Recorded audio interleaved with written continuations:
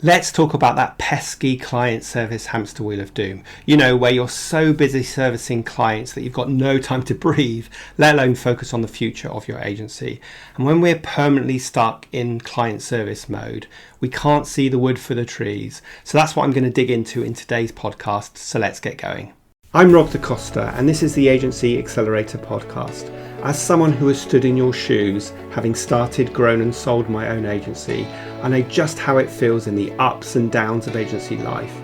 So this podcast aims to ease your journey just a little by sharing mine and my guests' experiences and advice as you navigate your way to growing a profitable, sustainable and enjoyable business. Look, I get it. We all want to do a great job for our clients and go the extra mile. But when does going the extra mile become extra 10 miles and result in unprofitable work and a stressed out team?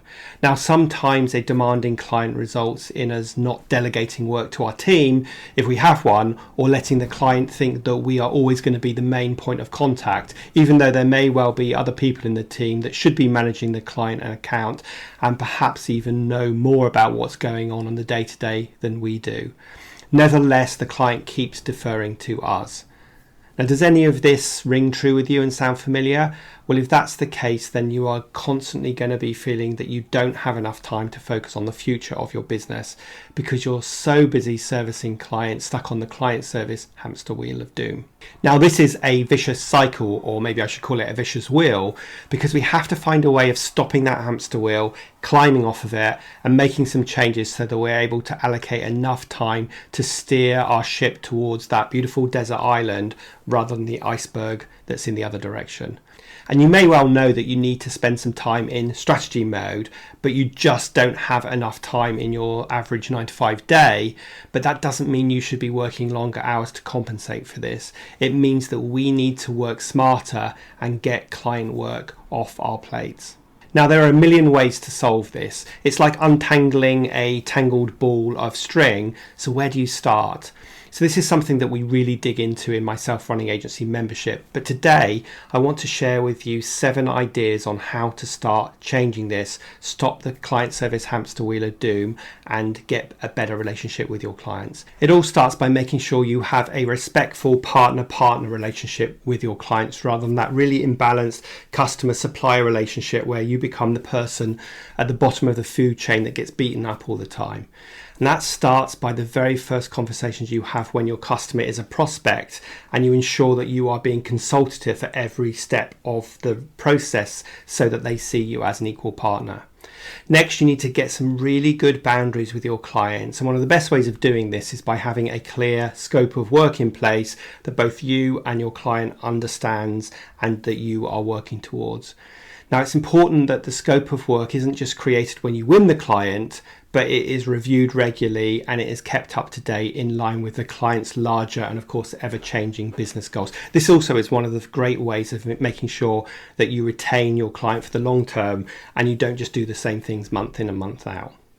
Being the consultant, you should be able to push back on clients, but it's amazing how many people form the belief that, oh my God, if I push back in a professional manner, then the client will be unhappy and fire me. This is especially true for younger, less experienced team members who always want to jump as high as the client asks, regardless of the fee that they're paying. So if this is something that's happening to you, you need to make sure that you train everyone throughout your organization to understand the boundaries with your clients. So we need to find new ways of saying yes or maybe no to clients.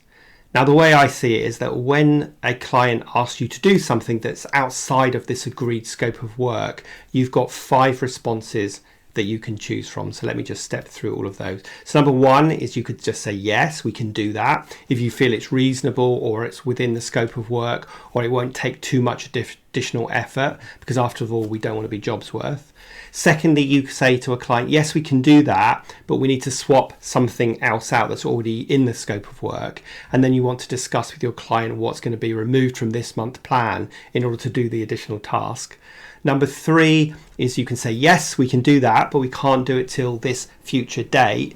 And that means sort of forward passing this to a time where you feel you will have more capacity in the client's plan to do this additional task, especially if your client's work is seasonal. Now, number 4 is we can say, yes, we can do that, but there will be an additional charge. Now, this is an obvious one, but perhaps the one that people are really nervous about saying.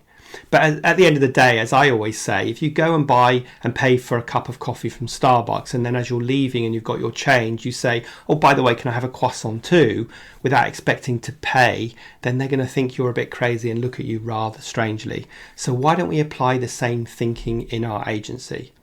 Now, as I said, there were 5 ways to respond, and I've only given you 4. So the 5th way is to politely decline the work if you can't use one of the first 4 options that I've outlined. Now, we are allowed to say no. Your world will not fall apart, especially if you feel that the client or the project is going to be a challenge to deliver and perhaps they're taking the mickey. Another way to get yourself off the client service hamster wheel of doom is to schedule and block out time in your diary that will never be available to your clients, just like hopefully weekends and evenings aren't.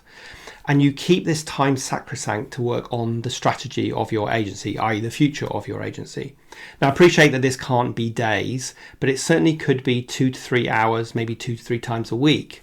Now, this will only work if you see this time that you've blocked out as the most important time, and therefore it can't be changed, as opposed to the least important time that as soon as a client asks you to do something, you immediately overwrite it.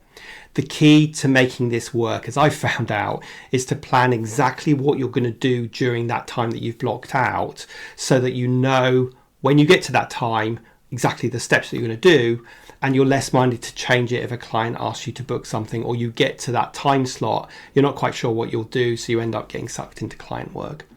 Now, the next thing you need to do as you grow is to make sure that you've got a really solid account management team beneath you who can not only deliver great work, but can also manage and communicate effectively with clients. This is a huge step towards not only getting off the client service hamster wheel of doom, but also building an agency that is less dependent on you, i.e. a self-running agency. Take my client Simon Isaac from Capsule Marketing. Now, I interviewed Simon in episode 118 of the podcast, so go back and have a listen to that. But he's put many of the steps that I'm outlining today in place in his agency, and that's really freeing him up to be way less involved with client delivery and pursue some of the other interests he has outside of his agency, yet still find time to focus on the bigger picture strategy and business development, 2 areas that he is really well placed to deliver. Don't kid yourself that you don't have time to focus on the future of your agency, because if you don't find this time, I guarantee that you're going to go around in circles, taking 2 steps forward and 2 steps back, and you're going to feel like you're constantly bashing your head against a brick wall, and that you are at the beck and call of your clients and your team, and this is going to lead you to feeling really stressed, your agency feeling really stressed, and of course you're going to be stuck permanently on the client service hamster wheel of doom. So change your mindset to thinking about, first of all, how much time you have available to do client work, and secondly, what is the most important use of your time? Because as I said, it should be, if you're the leader of your agency, it should be about planning the future of your business. Now, to give this a little bit of context, you're likely to be spending around 65% of your time each week doing client work, maybe 30% of your time working on strategy, the future of your agency, and then 5% of your time on admin, like running your agency, i.e. all the admin tasks such as invoicing and HR and so on. Of course, these splits vary from agency to agency and from person to person, depending on your role in the agency, but I just wanted to give you a rough guide to give you some context about this. Now, a lot of agency owners I chat to are in this exact position of being stuck on the client service hamster wheel of doom, and no matter what small tweaks they have made, they find themselves getting pulled right back into client work. So I hope this episode has given you a bit of food for thought and a few ideas of what you can do to start getting off the client hamster wheel of doom, and know that it is possible.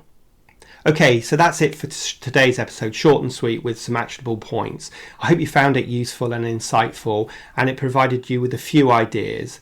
And if you did find it useful, then please do consider leaving a review on Apple Podcasts, or if you're watching this on a video, please make sure you've given me the thumbs up, you've shared it with your colleagues, and you've subscribed.